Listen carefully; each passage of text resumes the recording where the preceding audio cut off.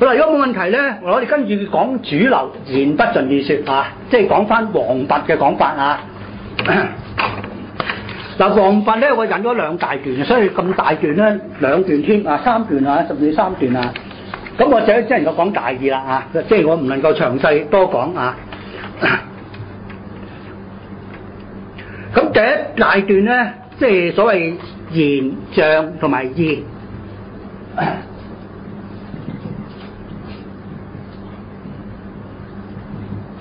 嗱，呢度咧表面上好似同言義之辯有唔同，佢多咗個象係嘛？言之辯得言同義啫嚇，講兩者嘅關係咁樣。咁但係咧睇下王弼佢講有關嘅問題嘅時候咧，我哋引第一段咧，佢係喺度講周易嗰個注釋嘅時候，佢咧就提到言象義三者關係，似乎唔係我哋講言不盡意主流嘅意思喎咁樣。點解我淨係高佢咧？因為其實好多人講言不盡意。甚至有啲人講得好嘅，譬如孫燦好犀利嘅，雖然佢名氣唔及得王弼同埋郭象，但係佢好清楚講言不盡意意思啊，即係言同義，佢唔講個象啦呢啲啦。佢喺呢度咧要解釋咧，就係因為第一段咧，王弼係講緊周易如果我咁講，可能大家會明白點解多個象啊，因為周易有所謂卦象呢啲啊嘛，係嘛？即係你讀周易都知道啦嚇，周易佢唔係直接咧。即係用嗰啲語言文字去講一啲意思或者道理出嚟，佢唔係，佢係中間仲通過有卦象係嘛？卦象嗰啲其實我又好弱嘅，即係所以我問下周易嗰啲84卦我都唔識分咁多卦㗎，我亂晒龍㗎，即係唔夠8卦啦，或者即係所以我唔好記得㗎嗰啲乜卦物卦啲，所以唔好問我啦，啲象我都好差㗎咁但係咧，我就想俾大家知就係咧，象就係指嗰啲卦爻嗰啲係嘛？即係大家應該知啦即係卦嘅裏邊嘅成分叫爻咁樣咁呢啲叫象咁多個象咧喺呢度咧，其實必要，即係佢係講緊周易，佢唔係講第啲注述，佢係講緊周易。周易係透過即係卦象呢啲咧，愛嚟咧係對講出即係周易嘅作者對於世界嘅了解嚟嘅。佢多咗中間個象象咧呢個字咧其實係好準確嘅，因為有象徵意思。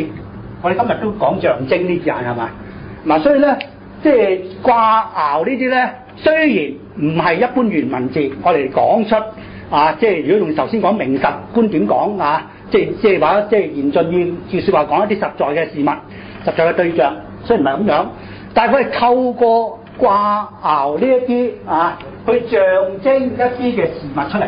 咁呢個咧就係周易特別嘅地方，所以咧言之意之間多個象。嗱，我咁講有問題。所以呢個象咧，記住即係適用於周易呢本書，就唔係即係其他注述咁所以咧，即係，但係呢度雖然係多個象咧，但係佢講之間三者嘅關係咧，其實可以提煉出言義之辯，好重要嘅內容譬如咧關鍵嘅站都提一提啦其實你發覺今年有啲係甚至頭先講莊子講法嘅，不過多埋象一下。夫象者，出意者也；言者，明象者也。盡意莫若象，盡象莫若義。言生於象，故可尋言以觀象；象生於義，故可以尋象以觀義。意以象盡，言以言注。故言者所以明象，得象而忘言；象者所以傳義，得義而忘象；由題者所以在套，得套而忘題；傳者所以在喻，得喻而忘傳者也。忘傳也。我讀特別頭先嗰幾句啦，即係跟住讀嗰啲即係傳喻嗰啲套替嗰啲。咁頭先講莊子係咁明顯係言不盡意說啦但係開頭嗰幾句咧，我覺得好奇怪嘅，好似啱相反嘅。佢講到咧係盡意莫若象，盡象莫若義咁或者我再講翻。即係喺周易即係多個象嗰度咧，即係嗰個觀點人唔難理解，因為咧，即係佢係有時咧唔係直接講一啲意思，無論係講世界講對象講啲咩事都好，佢係透過一啲有象徵性嘅即係符號，愛嚟咧係象徵即係外在世界嘅嘢。所以64卦全部都有啲即係類似講經驗對象嗰啲名字噶嘛，係嘛？所以佢咧可能就用啲名，但係咧象徵嘅多好多。譬如水咁，唔係即係流，淨係喐緊嘅水，同水好類似嘅，佢叫水咁樣，譬如咁樣因為我記咗，我唔熟，即係呢啲所以例子好有限但係如果你讀過，應該大概都知啦，係嘛？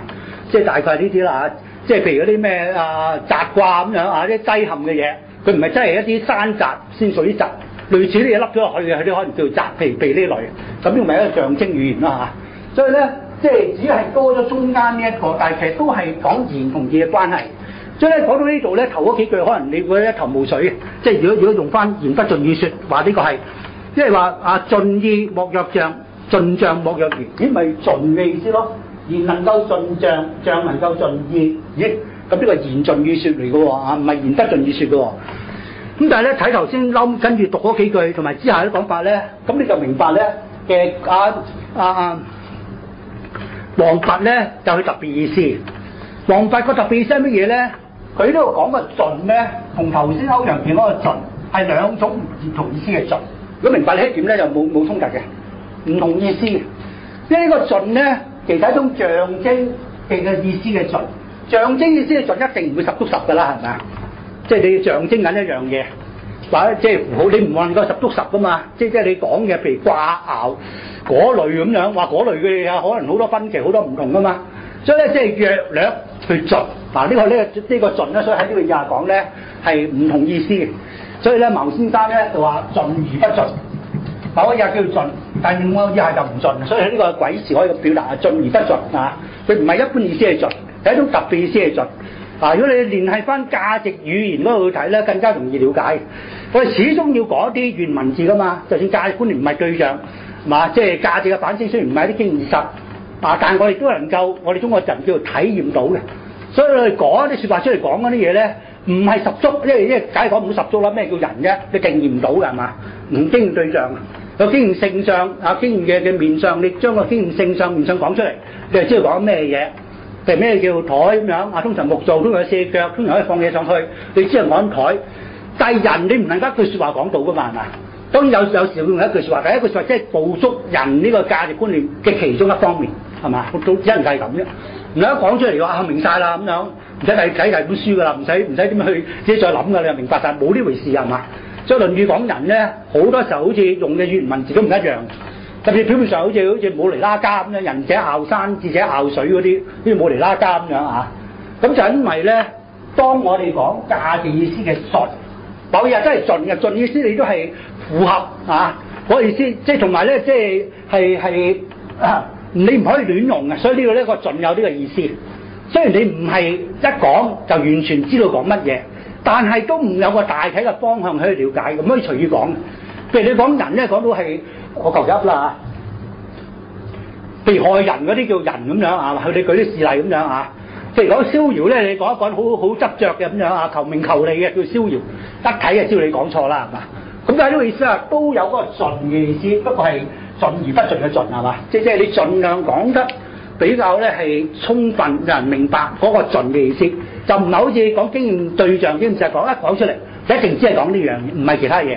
明明即係呢個都用個盡嗰個意思，所以咧講完呢番説話先至咧，即係就講翻嗰個即係言象呢啲係工具所以咧工具相對於我哋要講嘅義唔係重要嘅。呢啲講法同西方作咧好唔同啦。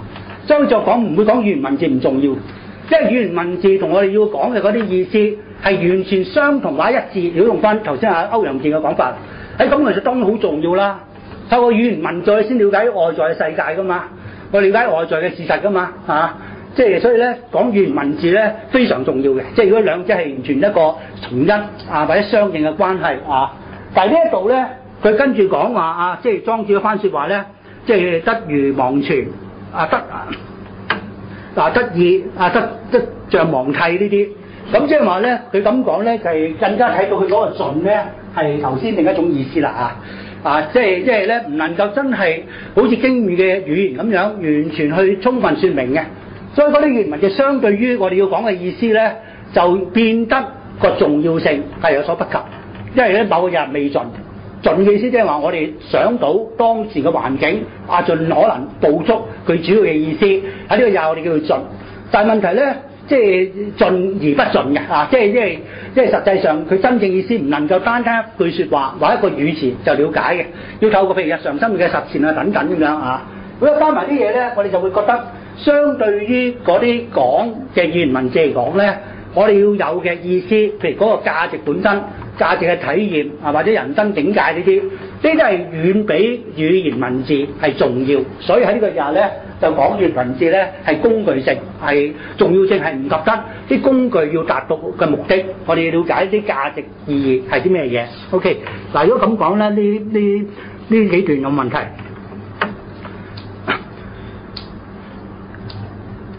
所以咧喺呢一段咧，其實如果用翻關注嘅字眼講咧，就係得意忘象，得象忘言。或者如果你撇開個象啊，特別周易呢本書，我哋唔需要講個象啦嚇，就係得意忘言。得意忘言好明顯就係言不盡意思啦，啊，因為將呢個意思啊言咧係唔重要嘅，即係言你點講都講唔十足咧，我哋要講嘅嘢。所以最重要從呢啲語言文字裏邊咧，去體會到我哋要講嘅意思，呢個係最重要嘅。體會到之後講唔講或者點講法唔重要。OK， 嗱，呢個得意忘言呢啲講法有問題。咁咧就係王弼呢一番説話咧，可以概括做得意忘言嘅意思啦。即係佢淨係用原意咧，我聽講。好啦，跟住咧，我再引兩段咧，其實都係注老啊，即係嘅時候咧，都話關於老子嘅注述嘅時候咧，啊王弼講嘅説話。咁所以咧就唔係講周易，所以呢度咧就更加清楚明白咧，係睇佢對言意問題嘅睇法。因為頭先周易多個象啊，因為佢用嗰啲掛鈎嗰啲嘢啊，作為一個中介啊。咁但係咧喺老子咧就冇㗎，老子定係直接咧即係用嗰啲語言文字去講出佢心中嘅道理啊。咁呢一度咧兩段咧，咁我都係只能夠講大意啊，或者比較關鍵嘅字咧讀一讀啦。嗱，譬如第一段啦，啊老子子規。老子子略，明也者，定彼者也；稱也者，從謂者也。明身乎彼，稱出乎我。故攝之乎無物而不游，則稱之道；求之乎無妙而不出，則謂之言。妙出於玄，妙出乎玄，眾游乎道。啊，呢個之下嗰啲唔講啦，即係講道德經嘅説話。咁呢一度咧，好多人唔了解咧，點解王弼咧講明就明啦，咁啊多個稱咧咁樣啊？當然如果用現代漢語咧，就冇分別㗎啦。我哋成為一個複詞名稱。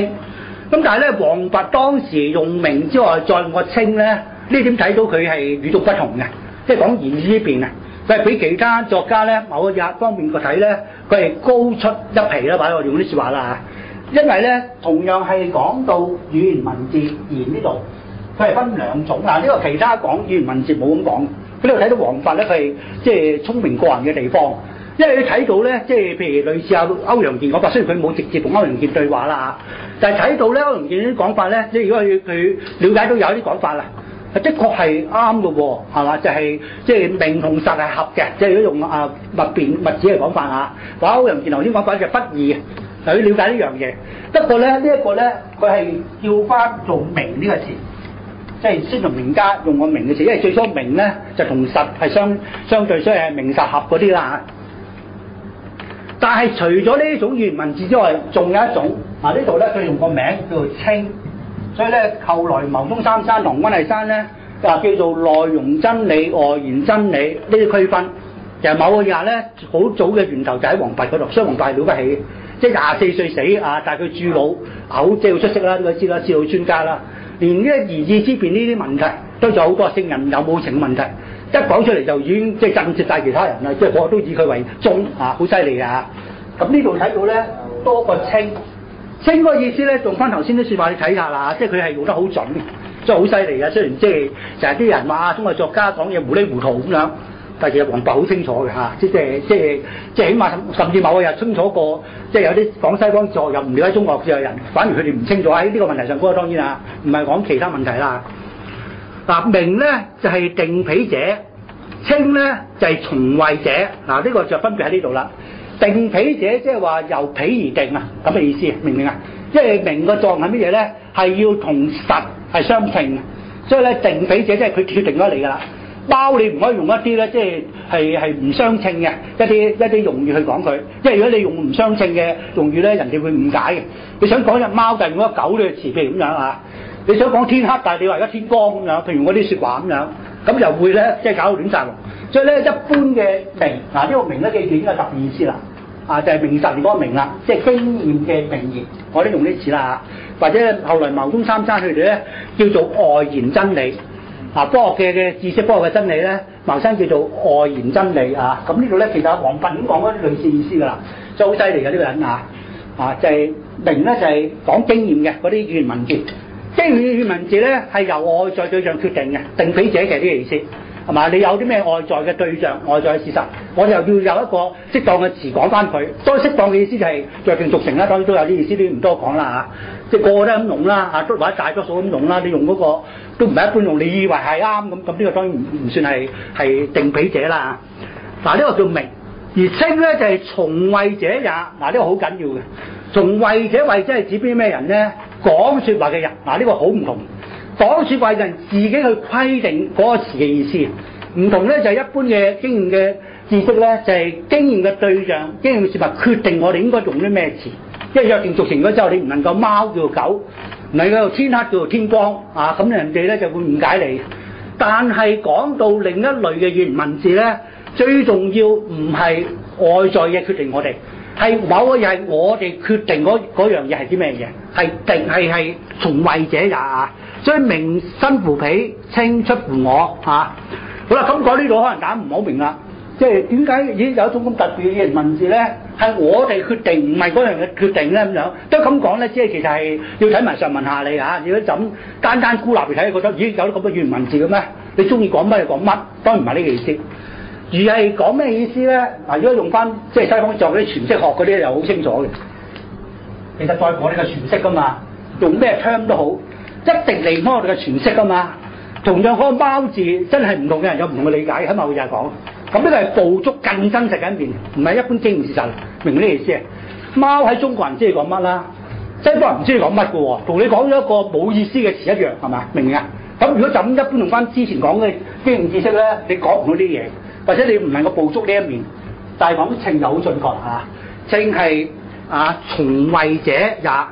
係嗰個人用呢個詞嘅時候咧，佢係了解呢個詞佢要用嘅意思，咁表示就係有可能會有誤解，即係就因為詮釋，其實如果詮釋學唔叫誤解啦，叫可以即係叫做係一個即係視覺融合嗰啲啦嚇，即係有時誤解唔一定係就真係唔好嘅嘢嚟嘅，因為可能好嘅嘢嚟㗎，因為喺西方人佢了解貓呢個字，可能佢真係覺得一啲講乜嘅嘢，但係喺西方人講某個人唔係錯㗎嘛，明唔明啊？佢哋有體會你。總之有一個人講啲咁嘅嘢好奇怪，當然如果你了解咗啊，而家係中國人，佢講中國説話，咁啊多咗啲意思係嘛？係嘛？咁呢啲意思咧，基本真係捕捉唔到嘅。但係用稱呢啲或者茅中三叉，你叫做內容真理，能夠捕捉呢一面。語言文字喺呢一邊咧，即係一般叫主觀性嘅，唔準確㗎。佢哋要準確啲叫做主體性，因為任何語言文字要做一個意思離唔開人啊嘛，呢個好緊要係咪？嗱，講經驗知識咧，就成日忽略咗呢度。淨係講個客觀事實啊，就係我哋語言文字嘅對象，好似好客觀。一講出嚟唔會唔會第二樣嘢，包梗係指嗰隻動物啦，天黑梗係指出邊嘅情況咁樣。其實諗清楚唔一定，因為你用呢啲詞嘅時候咧，好多時視乎啦，其實西方人慢慢睇到，譬如語境嗰啲啊、語物嗰啲，咁呢個其實都唔夠中國哲學咧講得咁深入嘅。因為語物語境點解要講咧？連係住人咁搞啊嘛，離唔開人噶嘛，人先有語物語境。完全就咗主客觀嘅嘢，冇所謂語境啊！客觀嘅嘢係咁就咁噶啦，係嘛？天黑佢係一個某個事實啦，你唔天黑句説話，如果唔係對嗰個事實就講錯咁樣。但係其實係用喺人嗰度就唔係嘅。譬如視乎中國人西方人已經唔同啦，係嘛？中國人知道天黑咩意思，但係西方人完全唔明白講咩意思。又或者咧，譬如有啲嘅脈絡咧，即係而家有啲譬如喺哲學啦最興噶啦，將日常語言係改變噶嘛。呢個就係李生成日批評嘅僻義啊，話你作家嗰啲僻義咧就搞到亂晒龍咁樣。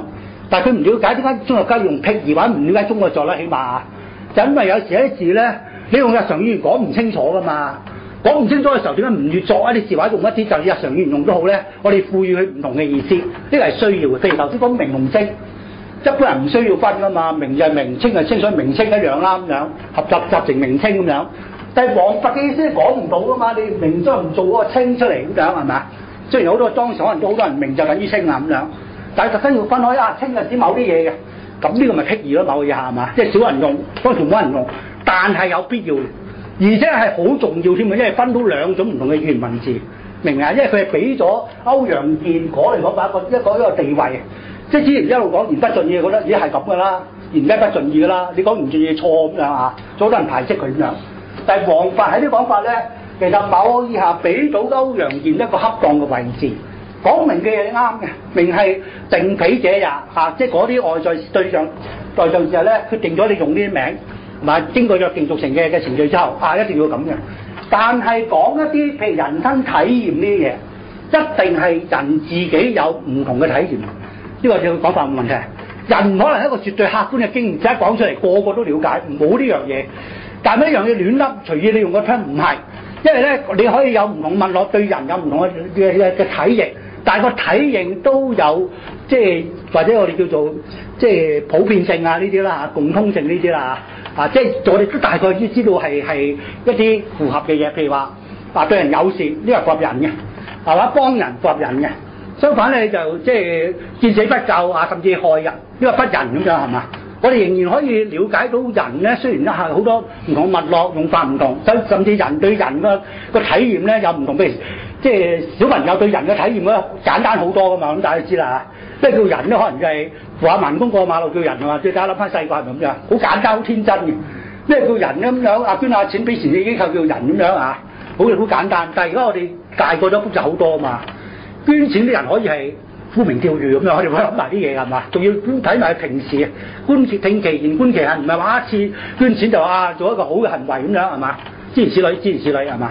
咁呢個咪稱咧多咗呢一啲從惠者也係人嗰個自己嘅體驗。呢啲稱名咧講唔到嘅，係稱先講到，明明都有嗰個分別啦。OK 嗱，所以黃伯喺呢度睇到了不起㗎，即係因為就會開始有呢個名同稱嘅區分。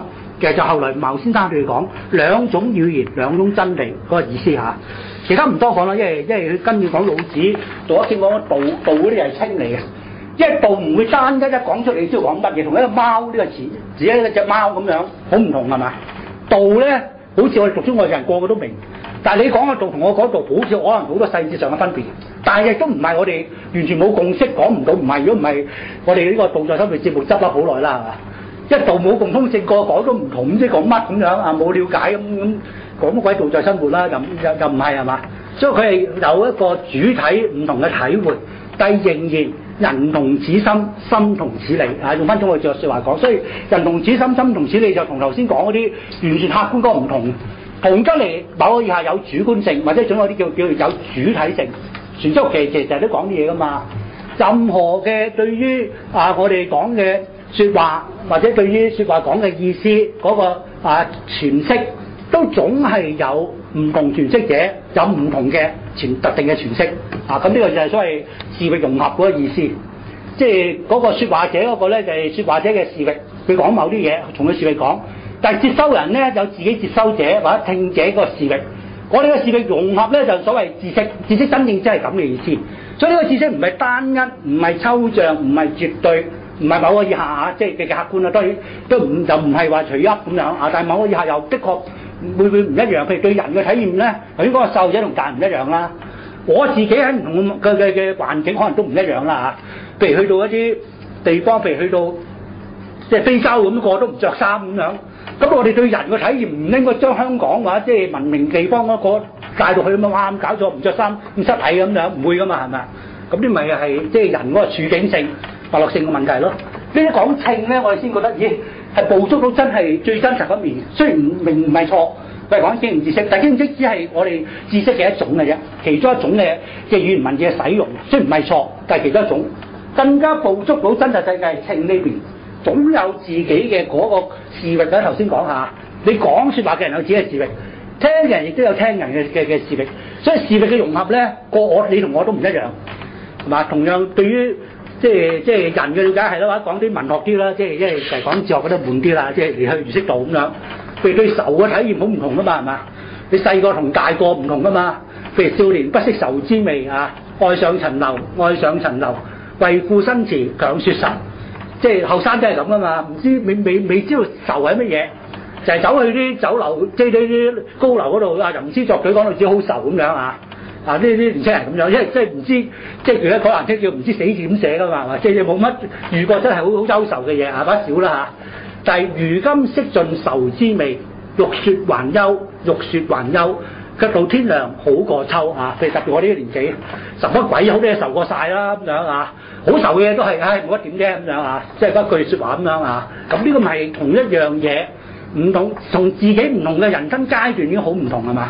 咁呢先係真正我哋對價值嘅體驗係咁噶嘛，係從為者也啊嘛，唔係定彼者也受一個好單一客觀嘅獨立，而且講受係呢個意思，冇第二個意思，唔係受你同我都唔同，淨係我喺唔同嘅人生階段都唔同，掌握同下唔同咧，有時可以係咁啦，係嘛？啱啱認識咗好緊要嘅嘢，可能下次觀感改晒啦咁樣啊！咩叫好人咧咁樣？我哋一路可能有個諗法，但係第一次咧好勁咁樣去呃咗害咗之後，哇！對個好人意識可能好唔同啦。好人可能多咗好多條件限制嚇，好似好好嘅人都唔係好人咁樣，甚至認為呢世界冇好人，佢都係咁噶嘛，係嘛？俾人害咗好大鑊之後咧，即係認為世界冇好人，即係一次可能改變晒對好嗰個睇法係嘛？所以呢啲即係就捕捉到最真實嘅人生世界嘅一面，呢個叫清啊！喺阿牟宗三山咧，唐關三都講過啊，內容真理，內容語言都冇所謂啦。其他你重點喺擺喺度，明嗰啲叫外延真理。講科學知識、經驗知識、邏輯數學嗰啲，咁呢邊咧就講人生啊、價值啊、社會啊、體驗啊呢一啲咁樣啊。OK， 嗱，如果咁講咧，即係黃佛主要嘅講法有冇問題？呢一度有問題。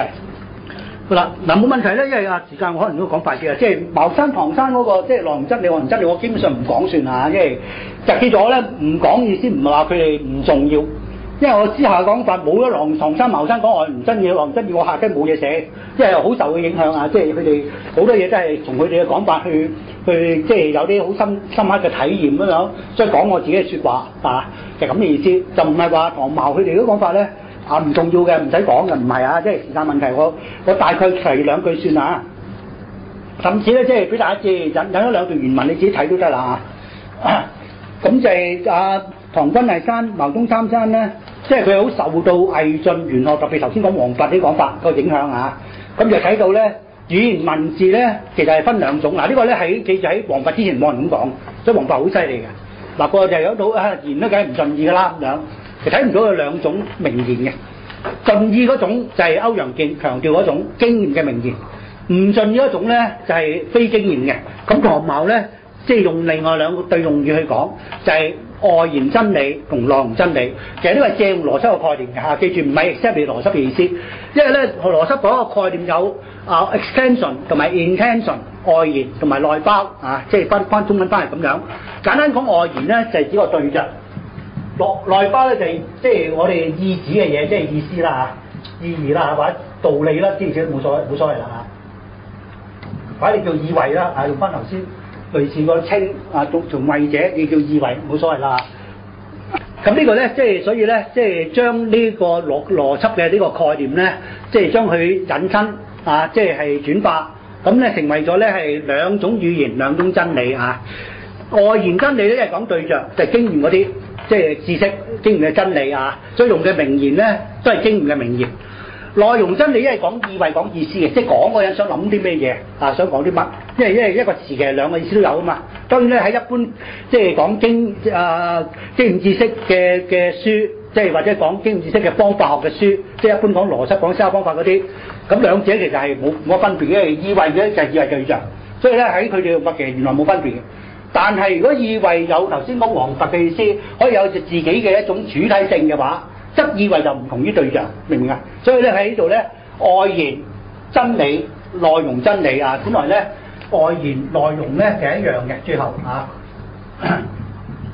in extension intention， 咁但係咧佢哋係借用咗啲詞，但係講咗咧唔係本來嗰個意思啊，即係有自己主體一面嘅意思嘅，呢啲叫做內容真理，完全客觀嘅。啊，即係好似經驗知識咁樣啊，或者你話叫預設嘅客觀啦，其實嚴格嚟講真係冇一絕對客觀嘅，不過你喺科學知識嚟講一定預設有啲咁嘅嘢啦嚇。咁呢個叫做外延真理啊。OK，嗱呢一句容易有問題，我講簡咁講都唔需要多講啊，因為基本上都係頭先黃佛講嘅，不過咧現代版嗰張唐茅講得全面深入好多啦。咁我以下咧就會講自己嘅説話啦啊。嗱，記住我講自己説話咧，意思絕對唔係。我好過唐茅一定唔係呢個意思啊！即係感覺好離譜啊！即係肯定爭好遠啊！仲有一個咧就係話，有時咧即係明白咗啲嘢，盡量用啲説話講出嚟咧，個效果係最好嘅，即係引翻人哋講嘅説話咁樣，重複翻人嘅意思咧。點人哋寫講得點好都好，寫得點好都好，總係唔及得自己理解咗之後講嘅，明唔明呢個意思啊？所以呢個咧即係講我自己即係嘅呢個叫言意之辯申論啦其實呢個意思。但我嘅意思好多都係唐矛啲嘢㗎，所以呢度咧要講明先唔係話我自己斷個唐矛龍矛都唔使講，講我自己絕對唔係呢個意思OK 嗱，咁我咧就覺得言意之辯即係關乎言意呢兩個觀念同埋呢兩個觀念之間嘅關係。咁我個人嘅睇法咧，認為言意問題咧其實可以引申到三種兩類觀點。兩類咧就對應頭先講內容真理、外延真理嘅。三種咧點解咧？因為我覺得外延真理咧可以作一啲區分嘅咁呢個咧我叫即係三種兩類啦咁我將嗰三種兩類喺度先即係勾畫出嚟先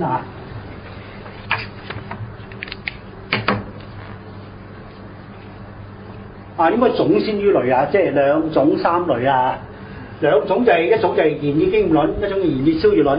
三類咧就係第一種再分兩類種類我用翻種類，通常種係大嘅概念啦，細嘅概念啦咁點解分三種咧咁樣？咁我解釋又係即係啲近因近因其實就即係坦白講就係同李思明山佢哋一方網啲人有啲論辯之後咧。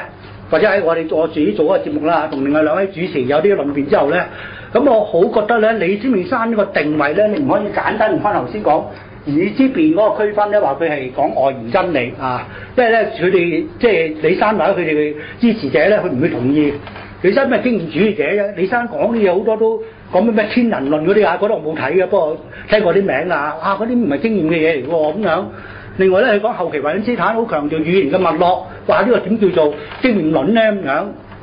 但係我都係要俾李生個地位喺呢個經驗論呢度我係硬係要但係要唔係鬥氣一樣，即係我覺得係佢唔可能真係，即係如果你真係呢一即係唔係呢一邊係呢一邊嘅話咧，呢度即係等於唐茂講嘅呢個係外延真理。啲名冇所謂啦，名言呢啲即係意同言咧好有密切關係所以叫啲名冇乜所謂咁呢個大概等於咧唐茂講嘅內容真理。李生一定唔喺呢邊嘅因為呢邊佢唔會講啲説話嘅話，人性本善係空廢命題，好離譜喎，即係嗰啲或者係一即一切，一切即一，係思想完全混亂嘅，唔知講乜嘅咁樣，一點能夠係一切咧咁樣。咁呢啲冇可能擺喺呢邊嘅，一定係擺喺呢邊。但係佢哋嗰啲人就係講都係經驗主義者啫。李生咧講咩天人學嗰啲好高深嘅咩，講咩天人關係嗰啲李生明啲嘢，點解話佢經驗論咁樣諸如此類，即係反而咧就你唔明李生講嘢，想講清楚中國作講乜嘢咁樣正正佢咁講，逼到啲中國作家講嘢清楚啲，哇！呢個李生唔知幾大嘅貢獻咁樣，即係有啲同我argue嘅人咁講嘛。李生勁呢度因為唔係咁講，你呢啲人咁亂講嘢都得咁樣仲話自己係大作家咁樣佢將咁嘅意思咧，所謂大作家都包晒所有東方歐陸最靜嗰扎即係話啲人咧你講嘢咁唔清楚捉到你你第時唔好咁講再咁講你嗰啲啲咩大作家啲有問題咁樣要講嘢要講得清楚啲明白啲咁樣。咁我唔憤氣就係諗呢個問題啦。咁呢一度咧加咗行即係喺不過我頭先講就係比較即係好似搞笑啲搞嘢啲啦。但係其實我真係諗好耐即係因為點樣定位咧咁樣。即係佢好似又真係喎，你話經驗主義者又唔係經驗主義者喎咁樣，因為佢講維根斯坦後期嗰套噶嘛，佢或者成日自己即係後期維根斯坦講日常語言講即係語言有脈絡咁樣，咁嗰啲好似又唔係經驗主義嘅喎咁樣，但係佢又唔明中國作講啲嘢，講到啲好你接受唔到咁樣，咁我加咗行俾佢啦呢一度啦，咁我先解釋呢度呢兩樣嘢嘅意思，即係就住兩種兩個冇乜大問題係嘛？就至於兩種特別你用咗啲字眼經驗，頭先講嘅係即係外延真理，其實等於經驗真理啦超越即係講價值嗰啲啦即係所以你叫言意價值論又好，主體論都係強調頭先話即係從慧者也，即係有我哋主體唔同嘅體會嘅係嘛？強調啲意思有自己嘅視域啦，即係如果傳出嚟講即係任何嘅知識都總係有詮釋者嘅視域咁樣，咁呢個叫主體啦呢個主體用翻傳統作嘅術語，但係唔係一般傳統作嘅意思啦。好啦，咁呢個兩種冇問題啦。咁但係點解要分即係喺第一種嗰度再分兩類咧？咁我就係要安放啊李山喺經驗處嗰度，我硬係要安啊！你話佢唔係咁樣拗，咁我係話要係咁樣，所以我咁講唔係鬥氣啦，即係我慢慢諗出就係點樣奇怪，好似佢又唔係經驗主義喎，但係呢又係喎咁樣。咁我覺得經驗主義可以再分兩種啊，一種咧就係言意嘅經驗實在論啊，咁呢個咧就係唔係李山立場，所以你用翻呢個立場睇咧，李山唔係，呢啲就係其實頭先我講歐陽健啊嗰啲啦嚇，或者主流修作其實係呢種多。主流修就係呢種多，即係一個言詞咧，係對應一個經驗對象或者經驗事實嘅。咁呢一種就係經驗嘅實在論啊！我用翻西方作啲用語 realism，咁呢個係比較即係古代近代嘅用語啦嚇。咁後邊嗰個咧 contextualism 係當代嘅，特別係後期維根斯坦講法。咁呢一度咧要花少少氣力去解釋一下先嚇，因為如果唔係咧。唔係好明咩叫脈絡論，同埋脈絡論點解都係一種經驗主義咧咁樣啊？或者經驗論即係經驗主義啦嚇。咁我解釋一下啦。